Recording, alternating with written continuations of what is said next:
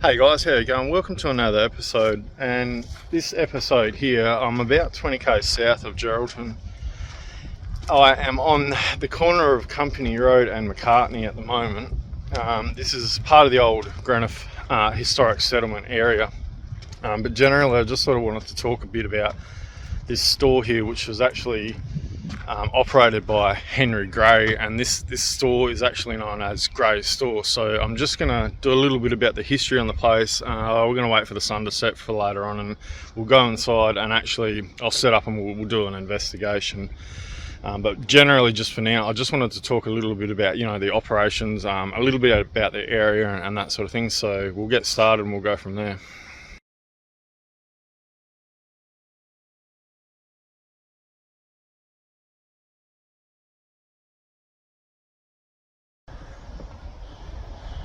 Okay, so the place you can see in front of me, this is Gray's Store, and it's on the corner of Company Road and McCartney in Greenough, the historic settlement area, the pioneering place of Geraldton itself in Western Australia. The place you can sort of see on the left, the original bit of that was actually the general store. The place on the right where those four windows are, there's a door on the other side, but that was the residence of Henry Gray and his wife and children, and also a magistrate, I believe, Charles Simmons. He actually had an office in there as well at one point that I know of. Henry Gray, he actually had a lightning business down in Perth with Mr. Morton on the Swan River. He was employed by George Shenton, and Henry was actually a member of the Wesleyan Methodist Church, which is across the road is the actual original church. It's under construction at the moment. It has lost its roof. That was from a cyclone we had not long ago, so they're actually just fixing the roof up on that at the moment. But in October of 1857, Henry actually purchased about 468 acres in Greenough, this area, and he used convict labour to actually construct this, and this store was built in 1865. And around the other side, and I'll take you there now, but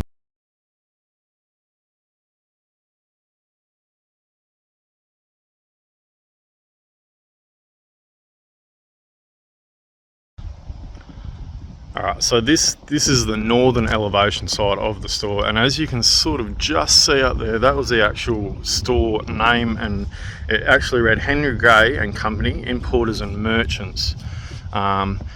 It would have been nice if they'd sort of repainted it or whatever, but generally this place, and it was just used for they sold wine and ale, port. They also fixed carts, which that little wall that you can sort of see in front here, that wall there was actually for fixing the horse and carts. They had like a little blacksmith that would come in and actually fix that sort of stuff. They did have, just there where that square ring is actually where they used to have a little light attached to that from one of the old photos that I've seen. This is the store front itself, so they actually had some writing up on there. That's long gone now. Has been for quite some time.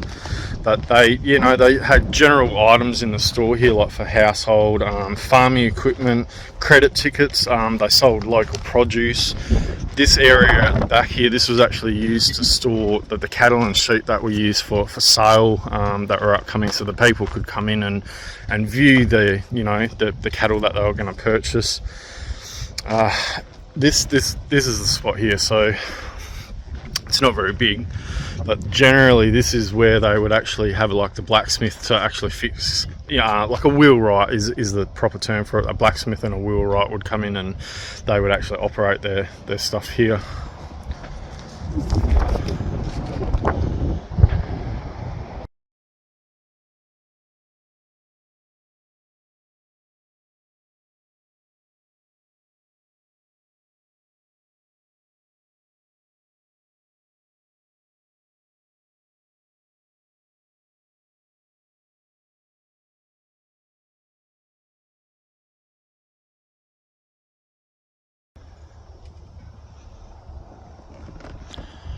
Alright, so I'm just come around to the rear of the property itself now. We'll take you over to this section here. This is the old cistern, which I believe was just for holding water. I guess during the months of when it was a bit dry, they would have been able to store a fair bit more water in this.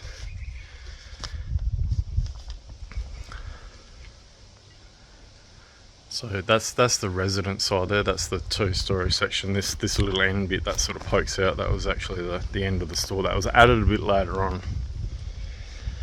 Henry did have a few sons. One of their sons was Charles. He actually took over this residence in 1897. He ran this for a few more years, the store and whatnot, but he actually relocated back into Geraldton to a store there, and during 1906 they had the bubonic plague came through, and Charles was one of, I think, about 6 or 7 people that actually contracted the bubonic plague and actually died himself.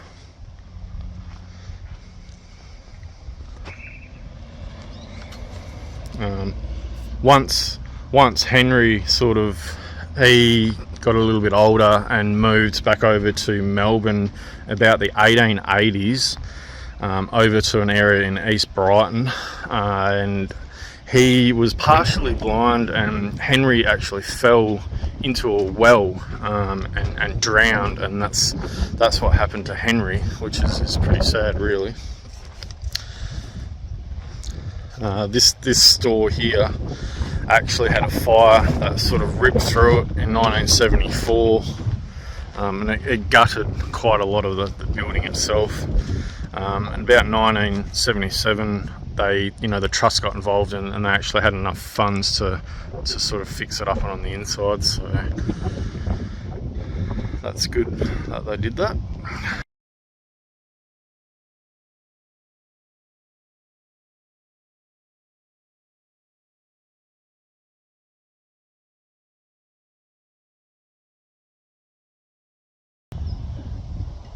Alright, so I mentioned just a second ago about they sold wine and ale and port and a few other sort of things within this shop itself.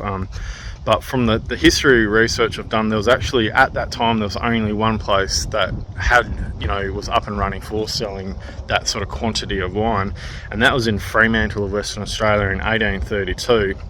And his name was Thomas Walters, and he actually had a farm, and it was the Olive Farm in Guildford, I believe, and that's where they actually, or Swan Valley is what it is now, but that's generally where that wine would have come from.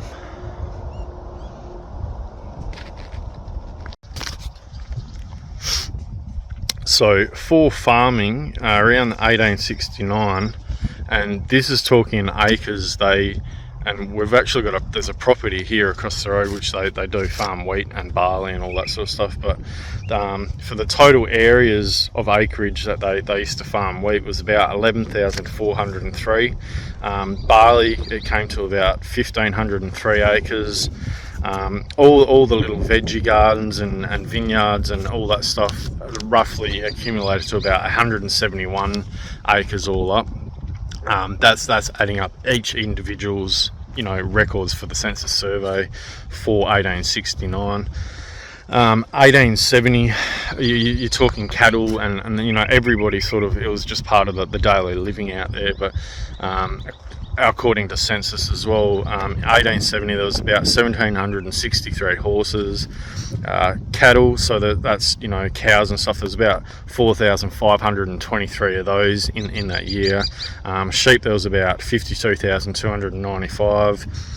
Pigs were about 2,469, and there wasn't many goats. There was only about 530 goats, but generally for that, and going back to the amount of houses, there was only about 220 houses. That's still quite a fair bit for that time. So just on the other side of this wall here, all these little posts and stuff, they're actually all original. This is like a sorting yard to get the sheep in and out, to separate them, that sort of stuff. There is over there, that little bit there, there's a remnants of an old trough. There is actually just there's an actual old gate that they would have used, you know, so they can sort the sheep out. Maybe they would have had an entrance up here, they would have put the sheep in, and just to separate them and that sort of stuff, because they would have had, you know, different farms had different lots of cattle and whatnot. But this area on the other side of the fence, this courtyard here, is actually one of the original bits still.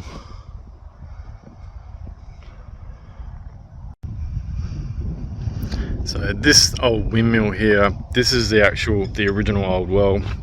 Can't actually open the lid, or else I would have probably shown you inside that. But they used to draw the water out for the cattle that they were holding here at the time. This used to be a big concrete stand that they used to put the water into, but that's long demolished and basically fallen into bits. So that's really all I sort of wanted to show here, was just this. This is the original windmill too. It would have been nice to see it sort of still going, but yeah, that's probably, you know, 80 years that it's just completely fallen to pieces. There is on the ground here, I've just seen, there is actually that's a handle for a pail that, you know, they would have used to fill up as well. So I'll leave that there. That's pretty cool. Just a little bit of old glass with the old barbed wire, not barbed wire, so the chicken wire through it. You don't really see that anymore. It's frosted on one side, so I guess that's probably maybe bathroom or something. So there is over in that corner, it's a bit hard to see from here, but there is actually like I don't know, I think it's like a feeding well or something like that they may have been in like a sheep drench itself. I'm not an agricultural person, I don't really know exactly, but if we just go for a quick walk over here, and I'll get across there as quick as I can, and I'll just show you this little section. Somebody might know, you know, you can always comment if I feel I'm wrong, but this, yeah, I'm not sure if this is like for storing the water so they can drink, or it's actually like a sheep drench or something like that. I actually have no idea. I'm just guessing. So, but yeah, that was a little windmill and the well that I just wanted to show as well.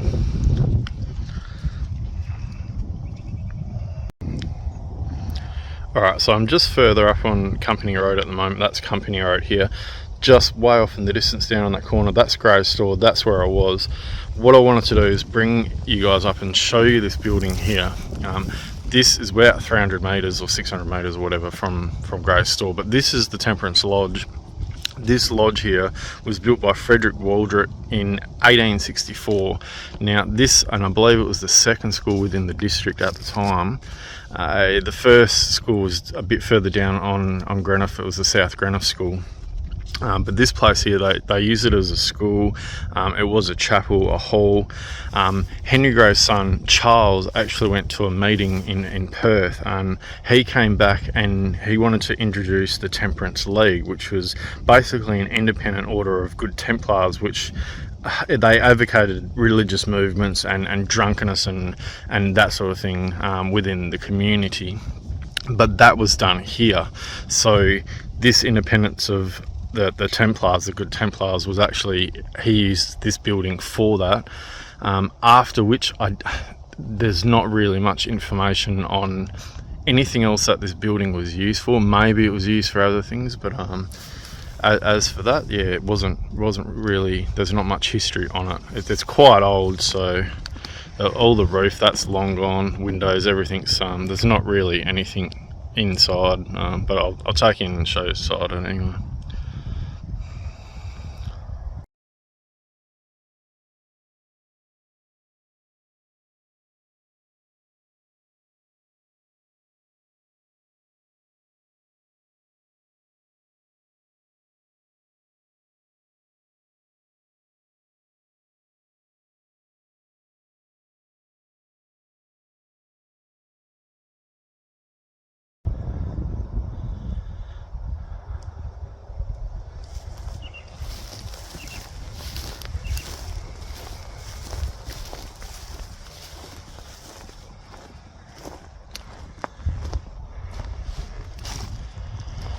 as you can see, there's not really much in here.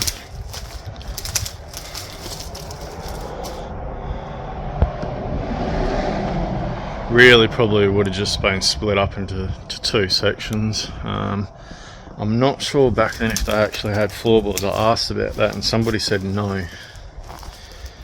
So it would have just been compact hard ground, I guess. Fireplaces are still sort of there a little bit.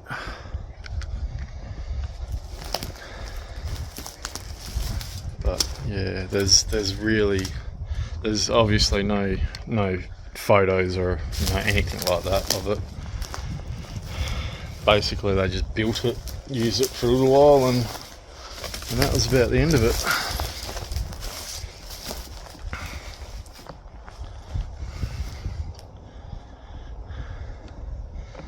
Bit of a shame really, but anyway.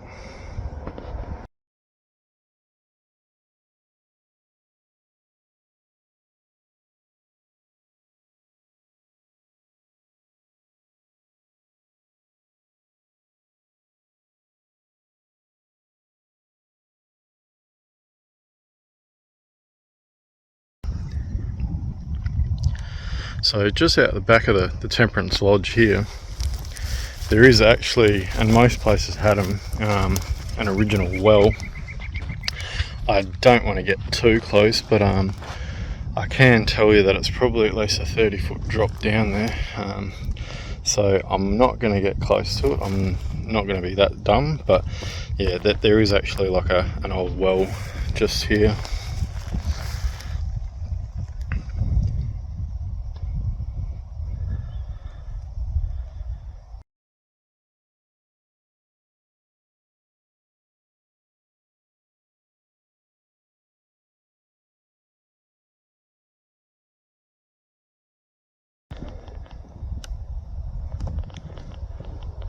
Oh, there we go, that's the Temperance Lodge. So I just wanted to briefly just sort of incorporate that in with Grey Store a little bit. It does have some connecting history, so I thought that was valuable to chuck that in. There are, I mean, I always look around for bits of glass and pottery and all that sort of thing, but I did actually find, and I'm pretty sure it's quite old, is a bullet, like the end of a shotgun casing. So I did find that, which is pretty cool. I have a little museum thing at home full of little artifacts and that, so I'm just going to chuck it in there. But there we go, guys, that's the Temperance.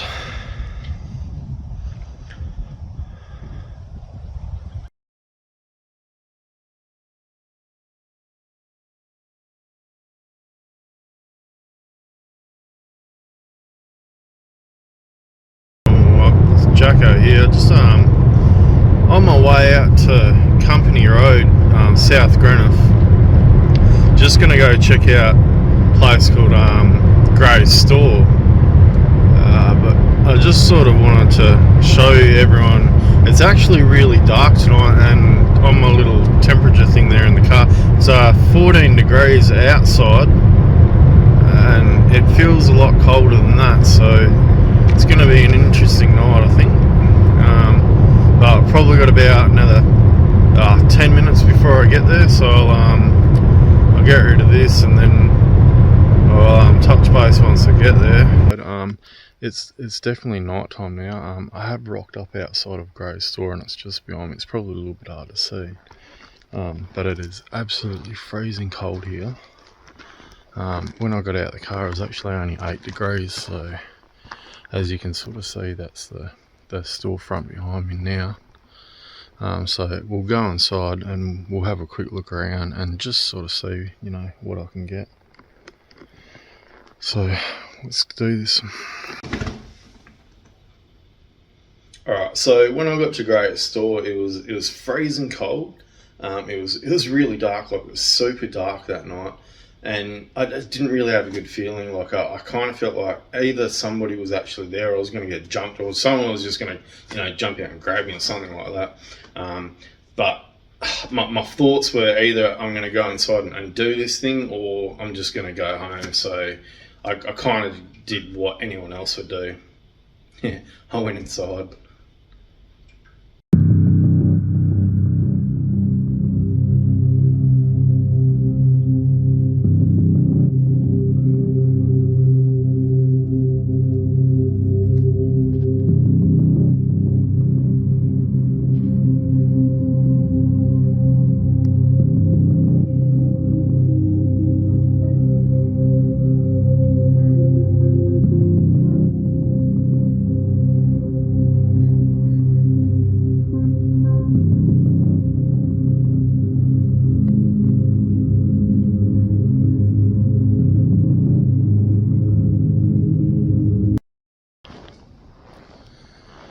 Yeah, I think these bits here is actually, they used to have shelves and stuff. So from what I know, this actual section was the shop section itself.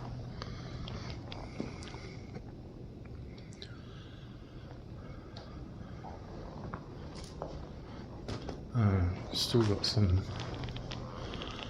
original bars up on that. That's pretty cool.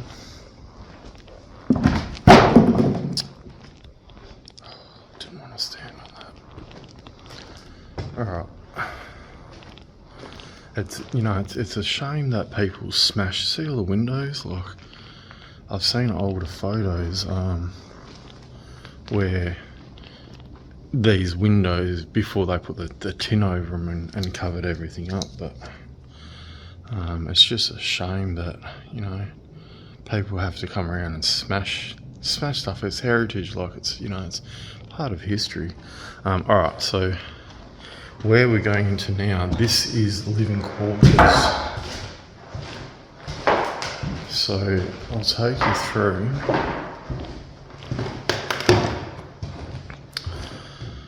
So I'm guessing this bit here was more of like a general office or something.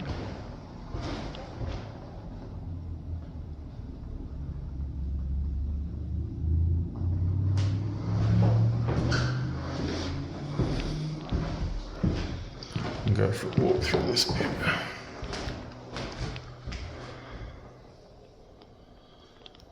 They are doing it up, like the ceiling and stuff. I do remember that in the 70s, I don't know exactly when, in the 70s, there was a fire that gutted this place. So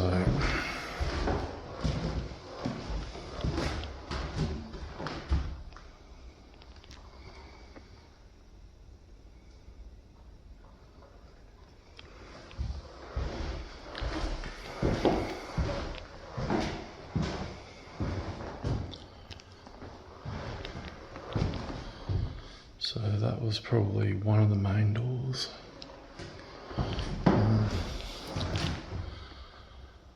Alright, we're gonna go up obviously. Alright, we're going up. So I'm just gonna do a walk through on this first bit.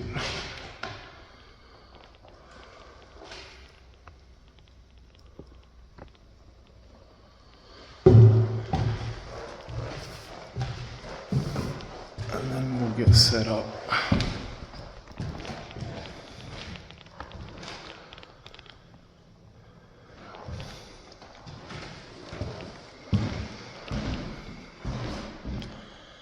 I have to say though, it is actually quite warmer in here than it is outside.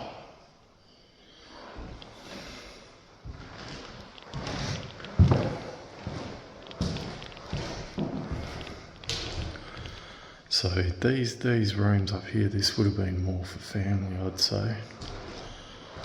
Henry Gray and his wife and kids and stuff.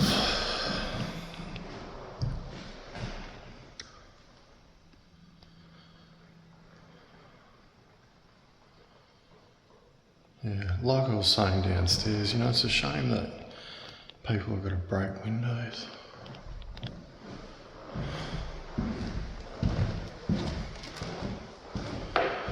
Alright. Well, there's a close look at the windows anyway. I mean, they're pretty old.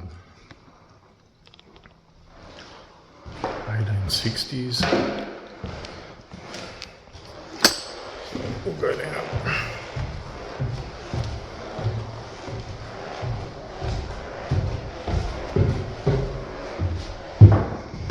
Just,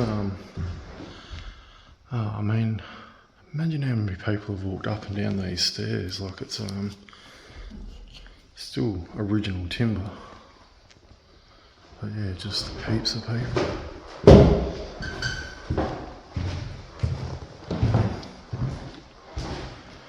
So you know, the residents, they would have come through and then straight into the shop here, which was pretty busy at the time. Alright, well, I'm going to get set up with some equipment and we'll do a bit of an investigation here.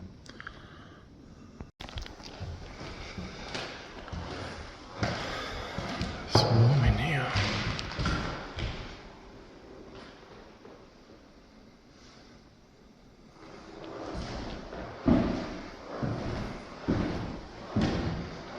See if anything's...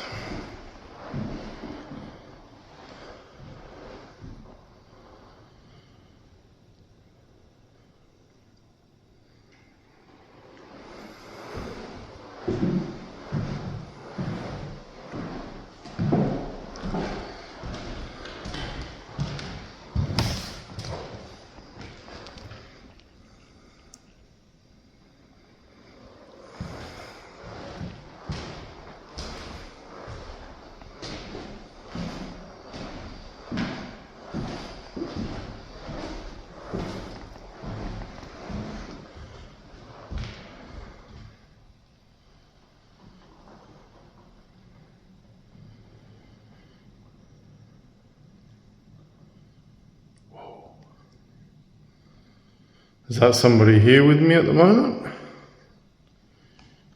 Are you walking around?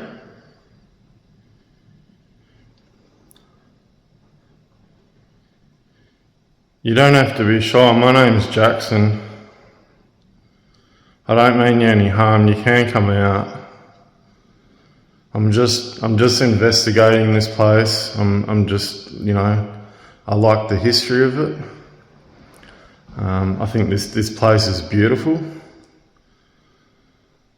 So I'm just walking around and just filming. There's nothing to be afraid of.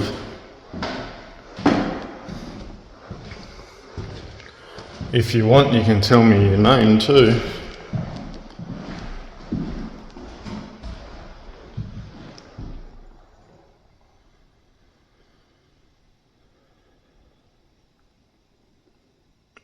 Some more.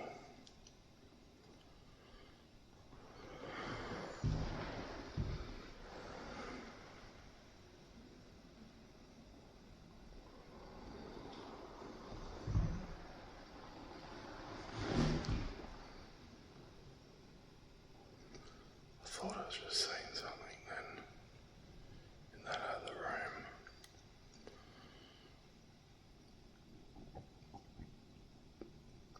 Is somebody hiding from me?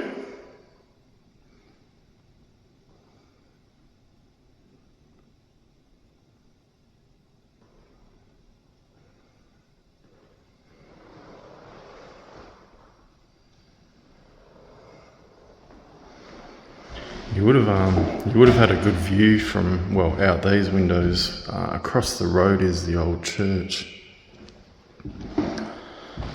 But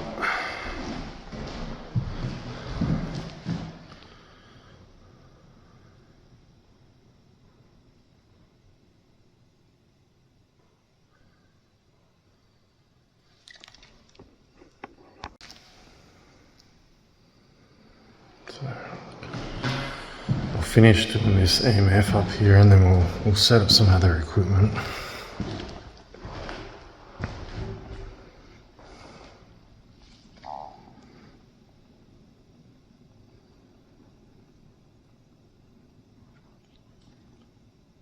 If you're here, can you shut a door for me? Can you do that? That would be pretty cool.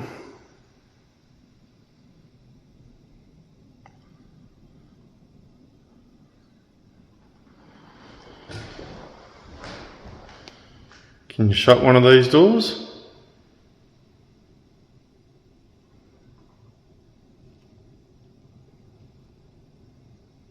A little bit of EMF. Now, there are switches and stuff here, but there is actually no electricity.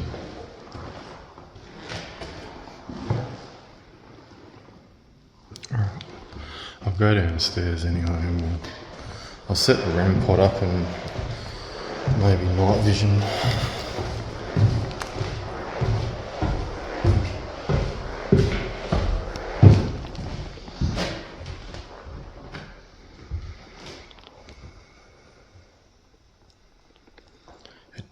It feels weird actually. I don't know how to sort of describe it at the moment. I don't feel like I'm alone in here anyway. So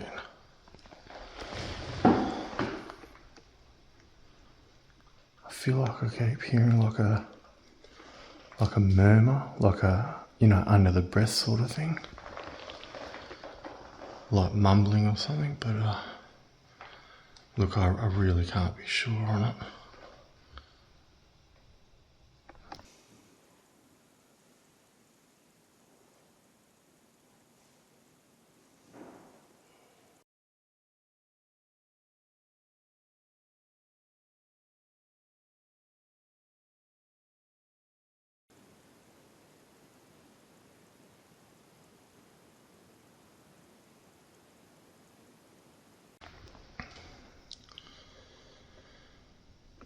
Alright, if there's anyone here, can you come and touch this little red light I've got? It's called a REM pod. It just lets me know that you're here, so if you can actually reach out and touch that and make it light up, that would be great. I'll stand back. If you want to go and touch that.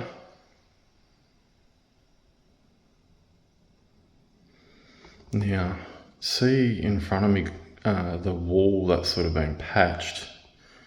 That was actually from somebody crashing into it from the other side. That's what I was saying when I first got here. They actually had to fix a lot of this. This wall actually collapsed in.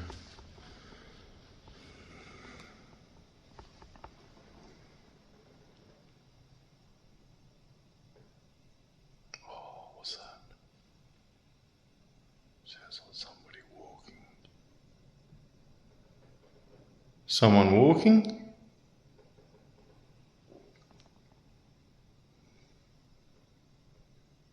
Oh, I just got a cold shiver. Oh, wow. That's just gone icy cold here. Oh. Is that somebody here? Is that why it's just gone cold?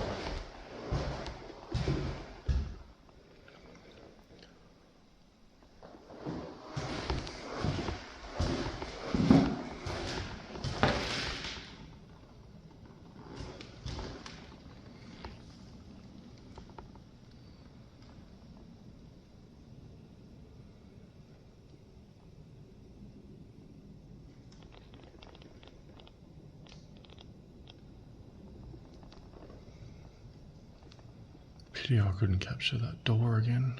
That was great. When I was doing an investigation, and I'd already packed up, and I got to about here. Keep hearing something. And I got to about here, and the door opened. What is that? Oh, it feels like you know when someone's walking and you can feel like somebody else? Not so much hearing, but like feeling.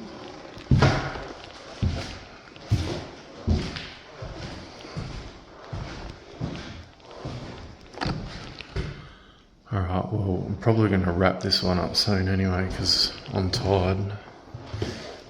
And I've done a bit of a of investigation. Unfortunately, you know, this is part and parcel of doing those sort of things. You know, one night might be active and then the next night it's not. So really it's just, it could be any night. Like tomorrow night there might something be happening in here and I'm not going to capture it. So, you know, that's the risk and everything involved when doing those things. But yeah, look, you give it a go, you give it your all, and really that's part of being a paranormal investigator. It is cold. It is going really cold in here. I mean, I could have got the thermal camera. I did actually bring some digital temperature gauges, but they yeah, in the car. I forgot to grab them out, but anyway, that's all good. Alright, so a while ago, before I sort of did this investigation by myself, I did actually go to the store with another mate. I had cameras set up around, like static cams, and we're just sort of leaving them, and I didn't really sort of get much until like I'd got home. So when I reviewed the footage, I actually noticed one of the static cams that was backed up in a corner of the room facing the stairs did look like it was actually getting tampered with. Now, I had a red light on my actual head torch that I was walking around in the next room over to sort of where the actual storefront bit is. So I was in an opposite room. My mate was coming down the stairs, and what appears to be the camera's actually getting moved by something. Now, keeping in mind that this place here, that it's got all old floorboards, so you can't move an inch, and you know this from like me walking around, but you can't move an inch in this place without making a floorboard go off. So there's literally no back noise to this, and you can even hear my mate come downstairs and walk around through that room, and then on the way out he's behind me. Unfortunately I didn't capture the whole thing, and I'm sorry about the video quality. It's not great. I was using a blue light and I'd only captured the last half of it, but the door that we were going to exit actually opened on its own slowly. It was creaking open and it stopped.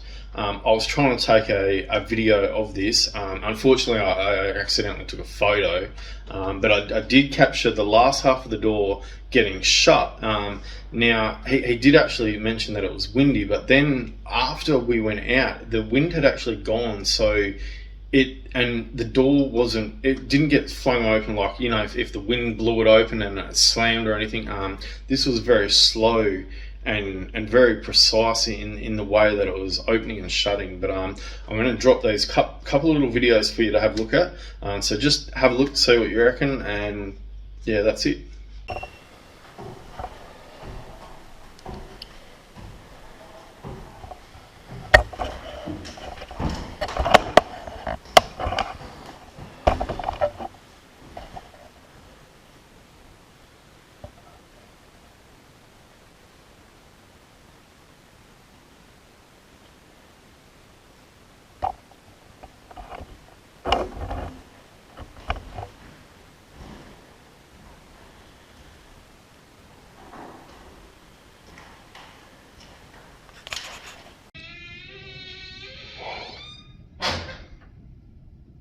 Oi. Wait, you should have seen what I just captured. This door literally just opened and then shut all on its own. Yeah, it's a bit windy though, you know. Yeah, but it hasn't been open when we got here and it's been windy. So as we stepped in, it sounded like it was been opening.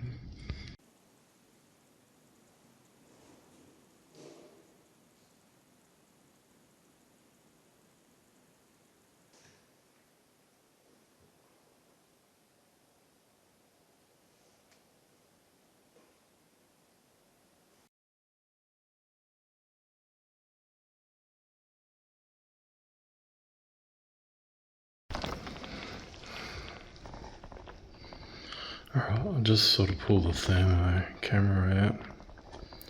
Just gonna have a look around with that.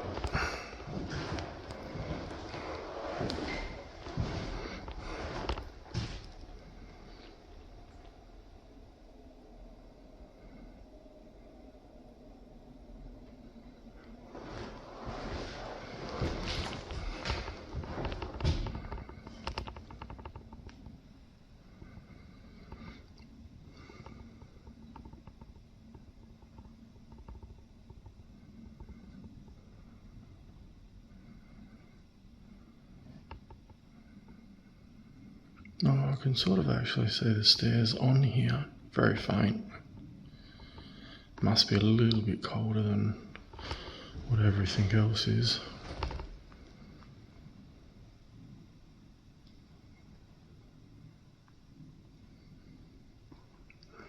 Oh, is that? What is that? Must be the window.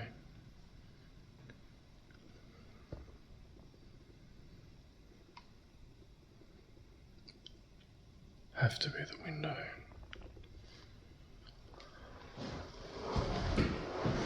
Is there anybody in this room? It's,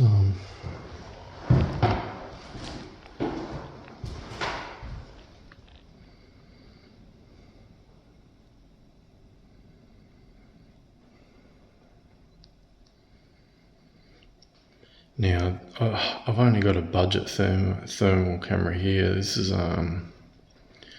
it's probably not more than $180 or something. It's pretty cheap, so you can go all out and get those FLIR ones, and they're pretty amazing. I don't have the money to spend on that sort of stuff. But I mean, this one, it does the job. It's, you know, it's not too bad. It's picking out the cold spots anyway, I can see that.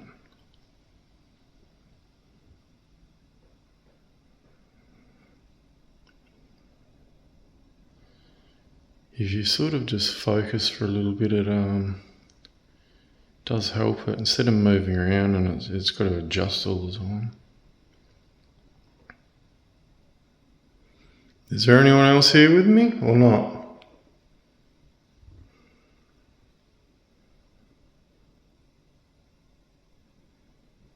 I don't mind if you come out.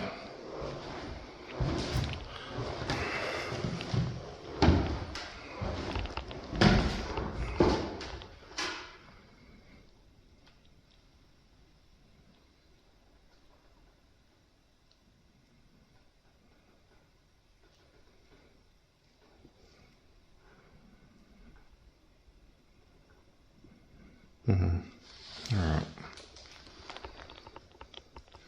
Well, I do have the REM pods just there on that shelf, but it hasn't actually done anything.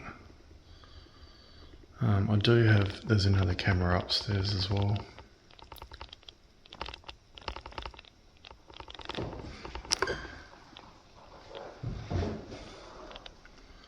And out there I have a motion camera, one of those King's Trail cams set up, so where the door opened before, I thought, you know, I might be able to capture it if it goes off again. I do have these are a red light I bought off eBay pretty cheap, but I'm just going to walk around with the red light. It'll definitely give a different ambience just before I take off, and we'll have a look. I'll turn this white light off and we'll put the red light on, and I'll do a walk around with it. Well, there you go. That's how dark it is without it. You can't see nothing.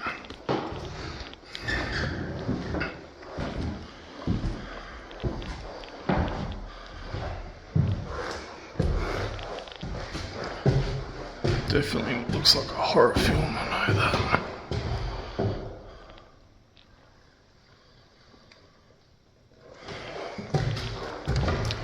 So we'll go up.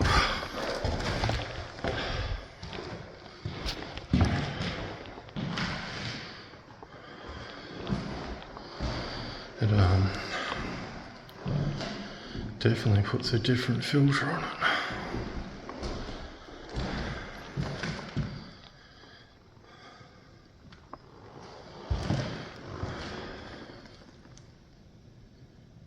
That's for sure.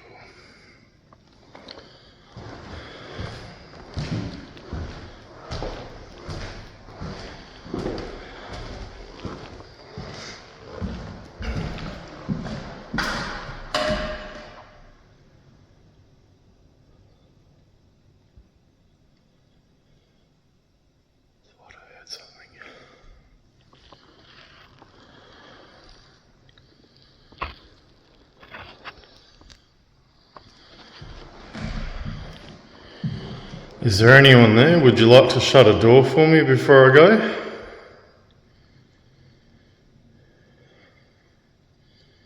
Do you have enough energy to actually do that? Wow, it's gone cold.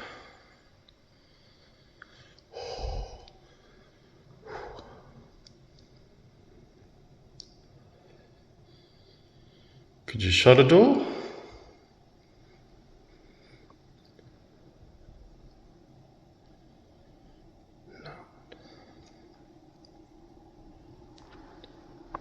Yeah, I don't think I'm going to get anything.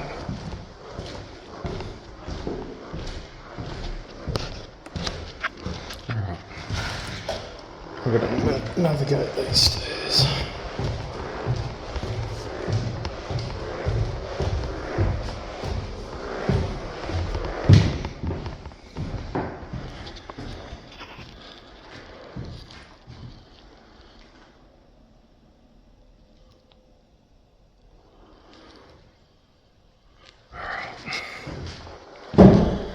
Okay, well,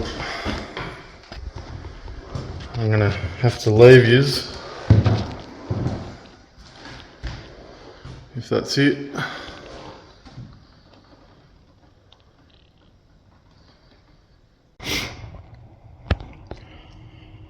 Alright, so I've got these new cat balls, you can sort of see them just in my case here. I'm going to set them up and probably just place them around, see what I can actually capture. Alright, let's see if we can get some action with the cat balls. Camera. Whoa. There, straight away. I'm not sure if that was me. That could have been me. I mean, I just stood on this floorboard here, but there's another cat ball there. So let's just go over here.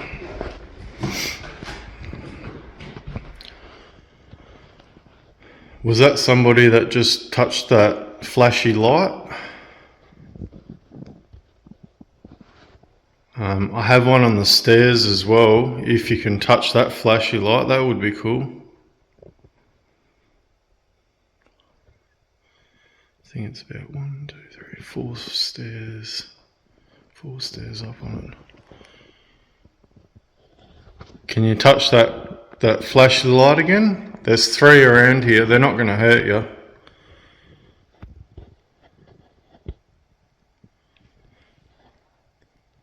It's basically just a toy, so it's fine. You can touch them.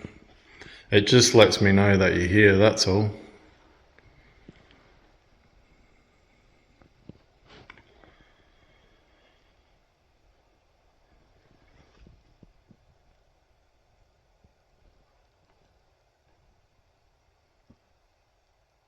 Oh, it's freezing cold in here.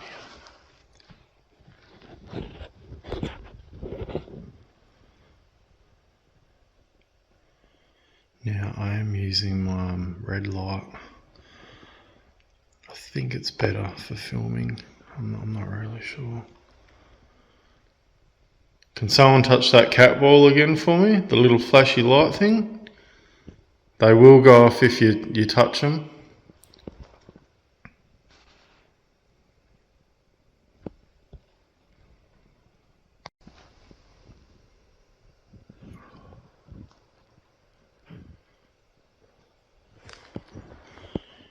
Can you make one of these little round balls go off? They're toys. They'll light up when you touch them. You just got to move them a little bit, that's all.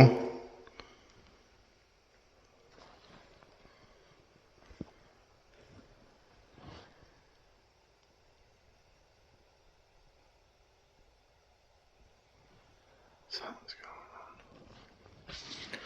going on. It's just probably just after midnight too.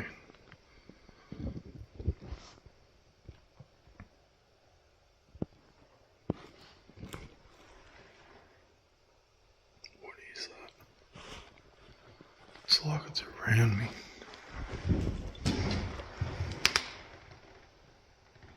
That one hasn't gone off.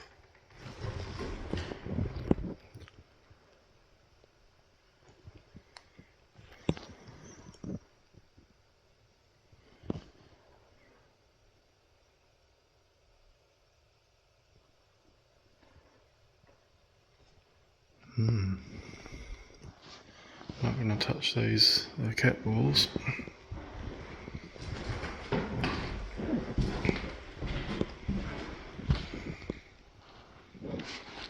Could you touch one of these cat balls here, the little round things? You make that light up.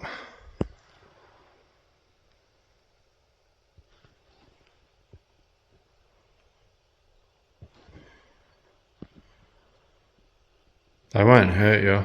They're just toys.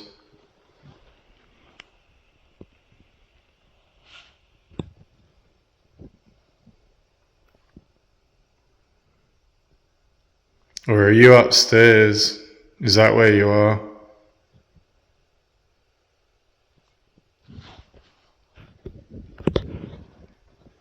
Are you related to Henry?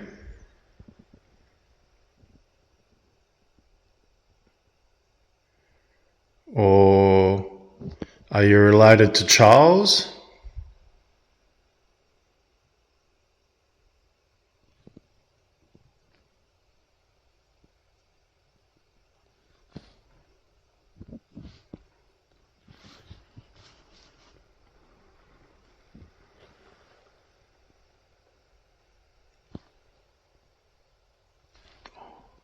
What is that?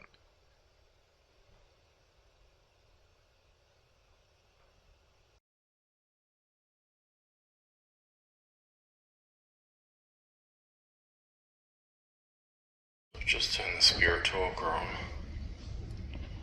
Is there anyone here that would like to just say something through this device that I've got? This is my land. That's the first one. Can you give me a name or anything a little bit more specific?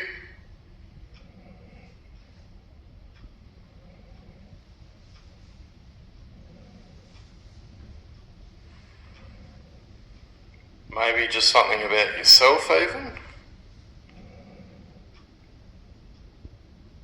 It's okay, you can talk. My name's Jackson. I've just got a phone here. This is going to help to get the words out.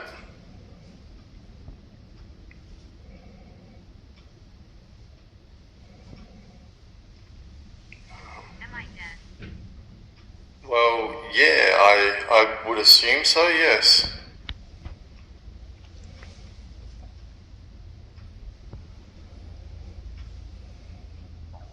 Badly. Can you tell me who you actually are? Or how you actually died? Can we just start with that? Maybe who you are, how you died?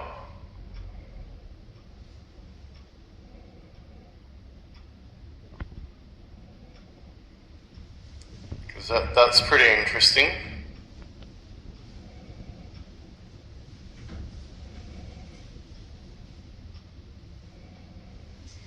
Just concentrate on getting words out, that's all.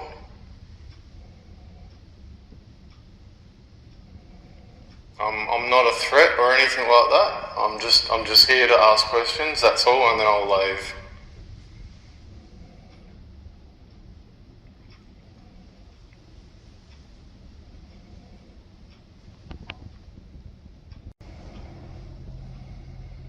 Is there anything else you'd like to sort of say through this device that I've got?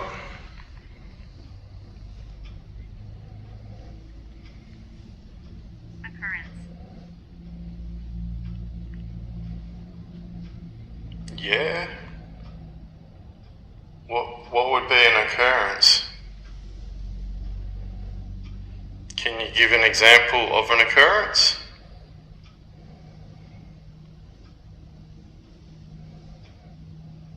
So what have we got? 12 past midnight. What about a name or something? Can you either tell me where you are or a name or something like that?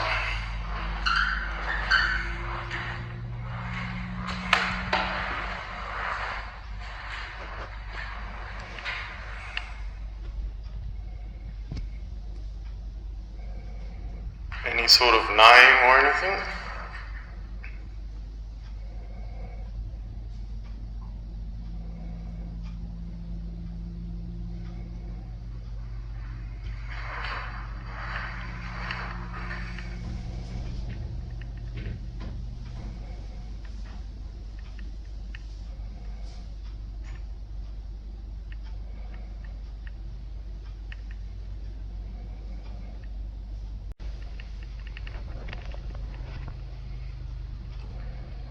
Is there anything else you'd like to say while I'm here through this device?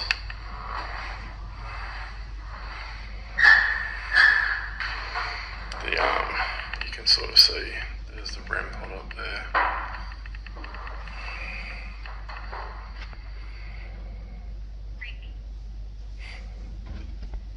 Yeah, I'd agree with that. This place is definitely creepy. I'm also here by myself too, so that doesn't add to the ambience very well. Not for me anyway. People at home, it's all good sitting on your couch, but when you're actually in these places doing these investigations by yourself, I tell you what. Creepy, yeah. Can we get a name? That would be cool.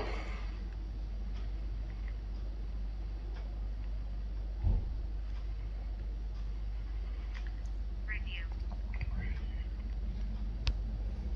Well, yeah, I can review this later. That's fine. I don't mind doing that.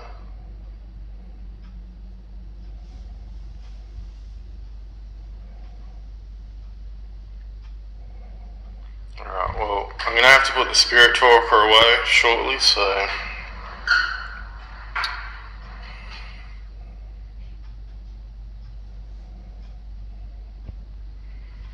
There's not really much else, then that's about it. Is that all you're going to say? Because I'm going to put this away now. Poor. Yeah.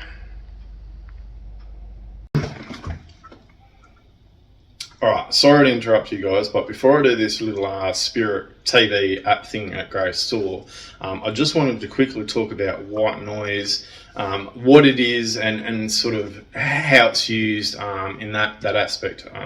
But white noise is basically just different sounds in different frequencies and different tones. It sort of comes in at about 20 to 20,000 hertz or about 70 decibels. So the average conversation is about 60 decibels to give you, an idea of white noise, noise itself, like how loud it is. Examples of what white noise comes from is like a fan, your radio, the air conditioner, your vacuum cleaner, those sort of things, and of course the TV, which is the area that I'm getting to. They do use this in therapy to help, like ADHD, kids, maybe to help them sleep, to help people relax, in that sort of aspect. There was a case back in 1968 of there was people watching television. It was a live television show, but this sort of paranormal thing happened where the voice of apparently like the devil came through and it disrupted the live broadcast of whatever it was. So the television people actually stopped the TV for 25 seconds, and then after that they couldn't figure out where the transmission came from, so they just went back to airing the actual program. But they sort of related to that too, the paranormal side. So I just wanted to sort of explain white noise quickly, so let's get back to this video.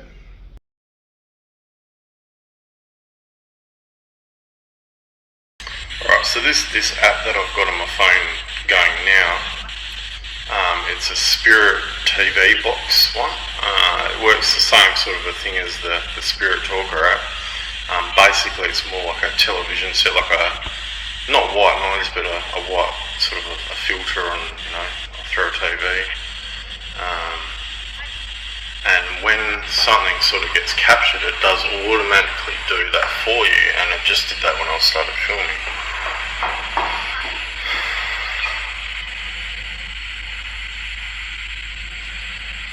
I haven't really used this app much myself, so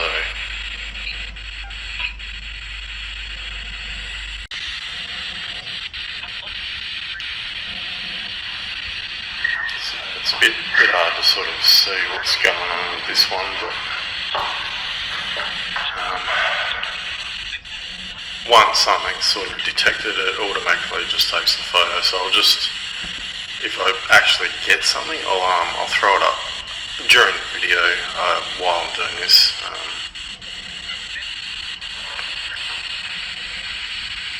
If anyone would like to stand in front of my phone here, I've got a device that will actually detect you.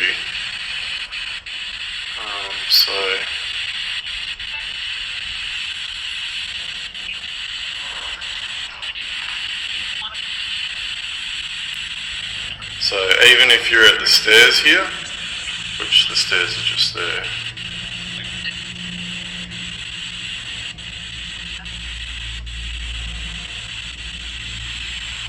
or in the doorway, these devices, they're not going to hurt you. It's just for a photo, that's all. But that was weird, whatever that was.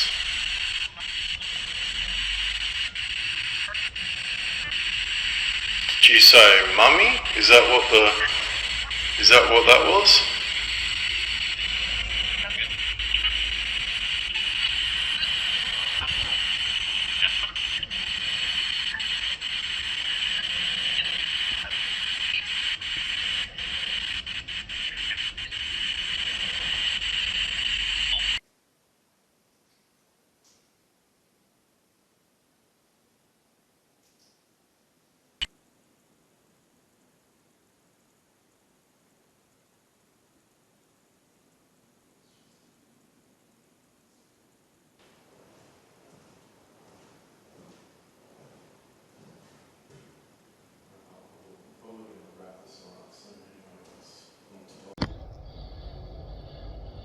Alright guys, thanks for watching this episode. I didn't really get as much as I thought I was going to get, but it is freezing cold at the moment, and I've got a weird feeling like at the moment, like almost like somebody's surrounding me or something like that. So subscribe to my channel, ring that little bell thing, and hopefully like I can get onto the next video and drop some cool stuff again.